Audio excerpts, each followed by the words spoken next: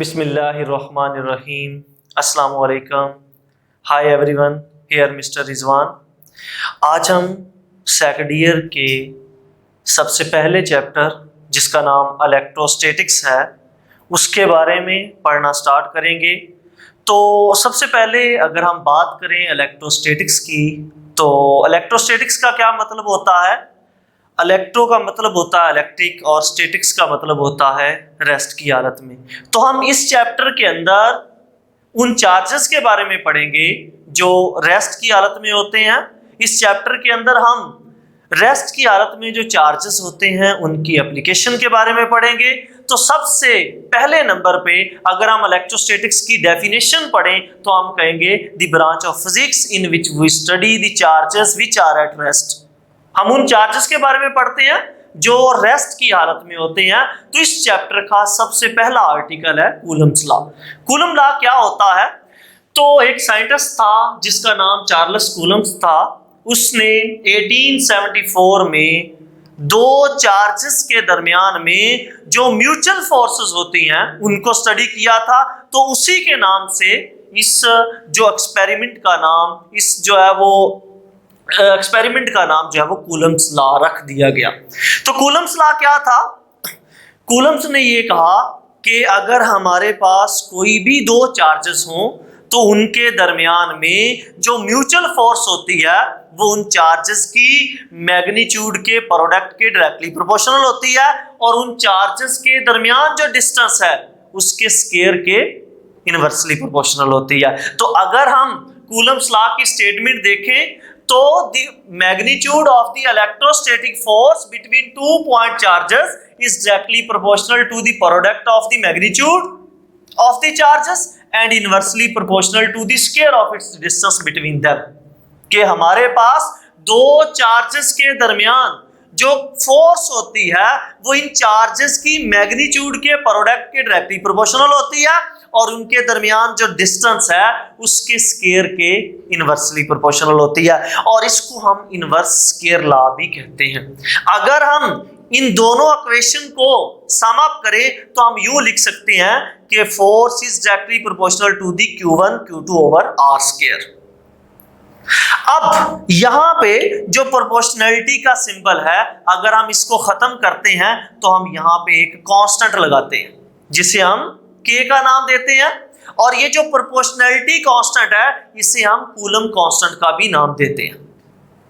अब इसकी वैल्यू क्या है, ये किन चीजों पे डिपेंड करता है, ये भी हम जानने की कोशिश करेंगे। तो हमारे पास यहां पे जो हमने F ली है कूलम फोर्स, ये एक म्यूचुअल फोर्स है जो दोनों चार्जेस की मैग्नीट्यूड के प्रोडक्ट के डायरेक्टली प्रोपोर्शनल है और उनके दरमियान जो डिस्टेंस है उसके स्क्वायर के इनवर्सली प्रोपोर्शनल है। और यहाँ पे हमारे पास जो K है ये कांस्टेंट ऑफ द प्रोपोर्शनैलिटी है जिसे हम कूलम कांस्टेंट कहते हैं और इसकी जो वैल्यू है ये दो चीजों पे डिपेंड करती है। नंबर वन क्या? Nature of the medium between two point charges. सबसे पहले नंबर पे किस चीज पे डिपेंड करती है कि ये जो दो चार्जेस आपने लिए हुए हैं इन दोनों चार्जेस के दरमियान में मीडियम कौन सा है। क्या मीडियम वैक्यूम है, एयर है, ग्लास है, सिलिकॉन है, जर्मेनियम है? आपने कौन सा मीडियम लिया हुआ इन दोनों चार्जेस के दरमियान में? एक तो इस चीज पे डिपेंड करती है। दूसरे नंबर पे system of the units in which F and Q are measured. दूसरा हमारे पास जो K की वैल्यू है वो यूनिट्स के सिस्टम पे डिपेंड करती है। क्या आप FPS में मेजर कर रहे हैं, क्या आप CGS सिस्टम के अंदर मेजर कर रहे हैं, क्या आप जो है वो MKS सिस्टम के अंदर मेजर कर रहे हैं। तो अगर हम यहाँ पे ये कंसीडर करें कि इन दो चार्जेस के दरमियान में जो मीडियम है वो फ्री स्पेस है, अगर हम ये कंसीडर करें कि ये जो दो चार्जेस Q1 और Q2 है इन दोनों चार्जेस के दरमियान में जो मीडियम है वो फ्री स्पेस है, तो उसके लिए हम जो है वो K की वैल्यू को फाइंड आउट करते हैं। तो जो हमारे पास K होता है वो 1/4 पाई एप्सिलॉन नॉट के इक्वल होता है। और यहाँ पे आप देख सकते हैं कि हमारे पास 4 और पाई ये दोनों कांस्टेंट है और यहाँ पे एक हमारे पास वेरिएबल यूज होता है जिसे आप कहते हैं परमिटिविटी, जिसे आप एप्सिलॉन नॉट पढ़ते हैं। और ये क्या होती है? ये परमिटिविटी होती है। और फ्री स्पेस के लिए एप्सिलॉन नॉट की जो वैल्यू होती है वो 8.85 क्रॉस 10⁻⁻12 कूलम स्क्वायर पर न्यूटन पर मीटर की इक्वल होती है। और ये बात याद रखें कि फ्री स्पेस के लिए जो परमिटिविटी की वैल्यू होती है वो 8.85 क्रॉस 10⁻12 की इक्वल होती है। और डिफरेंट मीडियम के लिए परमिटिविटी की वैल्यू डिफरेंट होती है। वैक्यूम के लिए इसकी वैल्यू 1 होती है, एयर के लिए इसकी वैल्यू 1.0006 होती है, जर्मेनियम के लिए इसकी वैल्यू 16 होती है। तो डिफरेंट मीडियम के लिए हमारे पास जो है परमिटिविटी की वैल्यू डिफरेंट होती है। अगर हम ये सपोज करें कि इन दो चार्जेस के दरमियान में जो मीडियम है वो फ्री स्पेस है, तो देन परमिटिविटी की आप 4 यहां पे पाई की वैल्यू पुट कर दी और फ्री स्पेस के लिए परमिटिविटी की वैल्यू पुट कर दी, तो जो के की वैल्यू आई हमारे पास क्या आ गई 9 क्रॉस 10⁻9 न्यूटन मीटर स्क्वायर पर कूलम स्क्वायर। तो फ्री स्पेस के लिए जो कूलम कांस्टेंट है उसकी जो वैल्यू आती है वो 9 क्रॉस 10⁻9 न्यूटन मीटर स्क्वायर पर कूलम स्क्वायर के इक्वल आती है। तो अगले नंबर पे एक बात और बच्चे याद रखें कि जो कूलम फोर्स होती है ये दो चार्जेस के दरमियान में रिपल्जन की फोर्स भी हो सकती है और अट्रैक्शन की भी फोर्स हो सकती है। अगर ये दोनों चार्जेस सेम है तो इन दोनों चार्जेस के दरमियान में ये फोर्स ऑफ रिपल्जन है। अगर ये दोनों चार्जेस डिफरेंट है, एक पॉजिटिव चार्ज ले लिया, एक आपने नेगेटिव ले लिया, मैं कह देता हूं ये चार्ज पॉजिटिव और ये चार्ज नेगेटिव है, अगर ये दोनों ऑपोजिट चार्ज हैं तो इनके दरमियान में ये फोर्स ऑफ अट्रैक्शन होगी। अगर ये दो सेम चार्जेस हैं, चाहे दोनों नेगेटिव हैं चाहे दोनों पॉजिटिव हैं, तो फिर फोर्स ऑफ रिपल्जन होगी। इनकी मैग्नीट्यूड जो होती है दोनों सूरतों में ही सेम होती है। अगर फोर्स ऑफ अट्रैक्शन हो तो फिर भी जो है वो कूलम फोर्स होगी, अगर फोर्स ऑफ रिपल्जन है तो फिर भी कूलम फोर्स होगी। ये दोनों सूरतों में इनकी मैग्नीट्यूड के प्रोडक्ट के डायरेक्टली प्रोपोर्शनल है और उनके दरमियान जो डिस्टेंस है उसके स्क्वायर के इनवर्सली प्रोपोर्शनल है। तो हम अगले नंबर पे coulomb electrostatic force for free space के लिए हमारे पास जो कूलम फोर्स का फार्मूला आया वो ये है। अगर हम देखें कि ये जो हमारे पास ये कूलम फोर्स जो है ये एक वेक्टर क्वांटिटी है, अभी हमने इसकी मैग्नीट्यूड निकाली है, तो अगर हम इसे वेक्टर फॉर्म में निकालना चाहें तो मैं सबसे पहले क्या कहूं, मैं ये कहता हूं कि जो हमारे पास ये Q1 चार्ज है, अगर मैं ये कंसीडर कर लूं कि दोनों सेम चार्जेस है, मैं कह देता हूं कि जो Q1 है ये Q2 के ऊपर फोर्स लगा रहा है और Q2 Q1 के ऊपर जो है वो फोर्स लगा रहा है। तो अगर मैं ये कह दूं कि Q1 जो है Q2 के ऊपर फोर्स लगा रहा है, उससे हम कहेंगे F21। F21 का क्या मतलब है, force on charge Q2 by Q1। अभी हम उसको जो है वो पढ़ते हैं। सबसे पहले एक बात जो है वो रह गई थी, वो जो जानना जरूरी थी, ये हमारे पास जो परमिटिविटी होती है ये होती क्या है। ये आपसे पेपर में ये क्वेश्चन आ सकता है कि परमिटिविटी क्या होती है।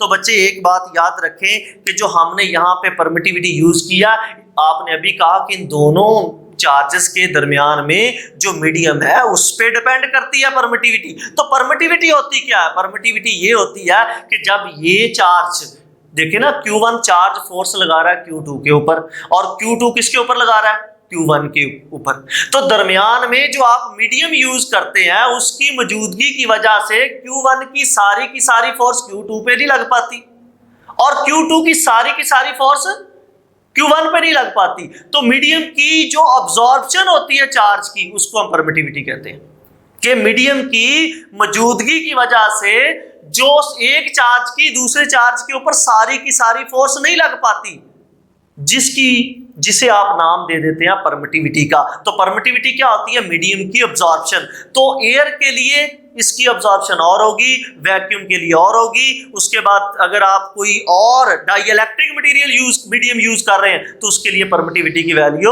और होगी। तो अब हम क्या करते हैं कि जो हमारे पास कूलम फोर्स है उसको जो है वो वेक्टर फॉर्म में फाइंड करने की कोशिश करते हैं। सबसे पहले मैं क्या कह देता हूं कि जो Q2 के ऊपर Q2 के ऊपर जो फोर्स है उसको मैं F21 का नाम दे दूंगा और जो Q2 की Q1 के ऊपर फोर्स है उसको मैं F12 का नाम दे देता हूं। ठीक है, सबसे पहले F21 क्या, force on charge Q2 by Q1, और F12 क्या, force on charge Q1 bye Q2। पहला क्या बताता है, किसके ऊपर चार्ज लग रही है, दूसरा नंबर क्या बताता है, किसकी चार्ज लग रही है, फोर्स लग रही है। देखिए सबसे पहले F21 force on charge Q2 by Q1, F12 force on charge 1 by Q2। तो सबसे पहले हम इसको वेक्टर फॉर्म में लिखना चाहें तो आपने फर्स्ट ईयर के अंदर ये एक जो है वो आर्टिकल किया था यूनिट वेक्टर का। तो यूनिट वेक्टर क्या होता है, अगर हम वेक्टर को उसकी मैग्नीट्यूड से डिवाइड कर दे तो हम क्या फाइंड कर लेते थे, यूनिट वेक्टर। अगर हम इस मैग्नीट्यूड को यूनिट वेक्टर के साथ मल्टीप्लाई कर दें तो इसका मतलब ये होता है कि अगर मैग्नीट्यूड और यूनिट वेक्टर आपस में मल्टीप्लाई हो रहे हैं तो ये किसके इक्वल है, ये वेक्टर के इक्वल है। तो हमने क्या किया, अगर मैं इसको वेक्टर फॉर्म में लिखना चाहता हूं तो हमारे पास ये जो वैल्यू निकाली थी हमने, ये थी हमारे पास जस्ट मैग्नीट्यूड। अगर इससे यूनिट वेक्टर मल्टीप्लाई हो जाता है तो ये क्या बन जाएगी, सारी क्वांटिटी ये वेक्टर बन जाएगी। तो अभी हमने ये बात की थी कि Q2 के तरफ जो यूनिट वेक्टर है वो R21 है और हमारे पास Q1 की तरफ जो यूनिट वेक्टर है वो R12 है। तो मैं इसको वेक्टर फॉर्म में अगर लिखना चाहूं तो F12 हमारे पास ये मैग्नीट्यूड और इस F21 की तरफ जो यूनिट वेक्टर है वो R21 है, और इसी तरह F12 लिखना चाहूं तो इसकी तरफ जो यूनिट वेक्टर था वो R12 था। अब हमारे पास ये बताया भी हुआ है R21 is a unit vector directed from Q1 towards Q2। जो हमारे पास R21 यूनिट वेक्टर है ये Q1 से Q2 की तरफ जो है वो जो फोर्स लग रही है उसकी डायरेक्शन में है। इसी तरह R12 is a unit vector directed from Q2 to Q1 कि हमारे पास जो R12 यूनिट वेक्टर है ये Q2 से Q1 की तरफ है। अगर मैं कह दूं कि ये दोनों यूनिट वेक्टर, अगर आप ये बात याद रखें, हमने अभी कहा था ये दोनों चार्जेस अगर मैग्नीट्यूड में बराबर होंगे तो इनकी जो यूनिट वेक्टर है वो भी मैग्नीट्यूड में बराबर होंगे लेकिन डायरेक्शन में ऑपोजिट होंगे। R21 और R12 आपस में मैग्नीट्यूड में बराबर लेकिन डायरेक्शन में ऑपोजिट है। अगर मैं R21 की जगह पे देखें, अगर मैं R21 की जगह पे यहां पे R-R12 यहां पे पुट कर दूं, देख ले R21 की जगह पे क्या पुट कर सकता हूं, -R12 मैंने यहां पे पुट किया और माइनस को मैं शुरू में ले गया। तो ये अगर दोबारा गौर करें तो ये हमारे पास F12 नहीं बन, ये सारा किसके इक्वल है, ये F12 के इक्वल है। तो इसकी जगह पे मैं क्या पुट कर दूं, F12। तो इसका मतलब ये हुआ कि ये दोनों फोर्सेस मैग्नीट्यूड में बराबर है लेकिन डायरेक्शन में क्या है, ऑपोजिट है। Q1 जो है वो फोर्स Q2 के ऊपर और डायरेक्शन में लगा रही है, Q2 और डायरेक्शन में लगा रहा है। तो दोनों की मैग्नीट्यूड बराबर है लेकिन डायरेक्शन ऑपोजिट है। बच्चे अगर हम कोई और मीडियम, डाइइलेक्ट्रिक मीडियम अगर इसके दरमियान में रख लेते हैं, एयर फ्री स्पेस के अलावा अगर मैं इसके अंदर कोई और मीडियम इन्वॉल्व करवा दूं, मैं कहूं इन दोनों चार्जेस के दरमियान फ्री स्पेस के अलावा कोई और मीडियम मौजूद है तो फिर हमने कूलम फोर्स निकालनी हो तो हम कैसे फाइंड आउट करेंगे। ये था अगर मैं कोई भी मीडियम इन्वॉल्व कर दूं दरमियान में तो ये बात याद रखें, इसके लिए हमें रिलेटिव परमिटिविटी निकालनी पड़ती है। रिलेटिव परमिटिविटी क्या होती है, जब आप कोई भी मीडियम यूज करते हैं तो देन देखिए ना, ये हमारे पास कोई भी मीडियम है उसकी परमिटिविटी, यहाँ पे डिफरेंट मीडियम की परमिटिविटी बुक के ऊपर टेबल के अंदर दी गई है, उसकी आपने रेशो ले लेनी है किसके अंदर, फ्री स्पेस की परमिटिविटी के साथ। The ratio of the permittivity of the medium to the permittivity of the free space is said to be relative permittivity। अगर आपने मीडियम की परमिटिविटी निकालनी है तो relative permittivity को फ्री स्पेस की परमिटिविटी से क्या करना पड़ेगा, आपको मल्टीप्लाई करना पड़ेगा। इसका मतलब जब आप मीडियम यूज करते हैं तो फ्री स्पेस की परमिटिविटी को उसकी relative permittivity से क्या कर दें, मल्टीप्लाई कर दें। टेबल के अंदर relative permittivity डिफरेंट मटेरियल की दी गई है बुक में, वो आपने याद कर लेनी है। तो देखें यहाँ पे मेरे पास जब मीडियम यूज किया तो यहाँ पे एप्सिलॉन मीडियम आना था, एप्सिलॉन मीडियम किसके equal, epsilon naught into epsilon R मैंने यहाँ पे पुट कर दिया।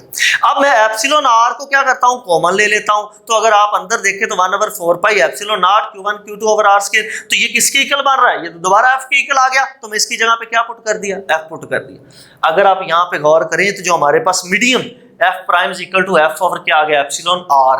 तो अगर एप्सिलॉन रिलेटिव परमिटिविटी निकालनी हो तो यहाँ पे क्या पता चला हमें कि रिलेटिव परमिटिविटी क्या, जब आप कोई भी medium use free space use करते हैं तब जो कूलम फोर्स होती है उसकी रेशियो किसके साथ है, जब आप मीडियम यूज करते हैं तब जो कूलम फोर्स होती है। तो अगर यहां से मैं F prime the coulomb force when dielectric material is use, अगर वो मैं निकालना चाहूं तो वो हमारे पास क्या आ जाएगा, इसको मैं इधर ला के परमिटिविटी, रिलेटिव परमिटिविटी पे डिवाइड कर दूंगा। तो इसका मतलब ये हुआ कि अगर मैं इस फोर्स को निकालना चाहता हूं, कूलम फोर्स को, जब आप डाइइलेक्ट्रिक मटेरियल यूज करते हैं तो ये कैसे निकलेगी, जो हमारे पास वैक्यूम के अंदर कूलम फोर्स होती है उसको रिलेटिव परमिटिविटी से डिवाइड करेंगे तो फिर इसकी इक्वल आती है। इसका मतलब ये हुआ कि ये फोर्स ज्यादा है और ये फोर्स कम है, तो हम यूं लिख देंगे कि F prime is smaller than F। इसका मतलब ये हुआ कि जब आप डाइइलेक्ट्रिक मटेरियल मीडियम यूज करते हैं, जब आप एयर के अलावा कोई और मीडियम यूज करते हैं तो देन जो है वो कूलम फोर्स क्या हो जाती है, कम हो जाती है। जब आप कोई और मीडियम यूज करते हैं दोनों चार्जेस के दरमियान में, तो जो कूलम फोर्स है उसकी मैग्नीट्यूड क्या हो जाती है, कम हो जाती है। तो पेपर के अंदर आपको एग्जाम के अंदर ये सवाल आ सकता है कि जब आप डाइइलेक्ट्रिक मटेरियल यूज करते हैं तो देन जो कूलम फोर्स इतनी होती है और रिलेटिव परमिटिविटी इतनी है, तो आप जो है वो कूलम फोर्स फाइंड कर दें जब आप एयर मीडियम यूज करते हैं। तो बच्चे ये हमारा आज का आर्टिकल था, कूलम्स लॉ क्या होता है उसके बारे में हम पढ़ा। तो हम नेक्स्ट लेक्चर में इंशाल्लाह इससे अगला आर्टिकल पढ़ेंगे। अल्लाह हाफिज़।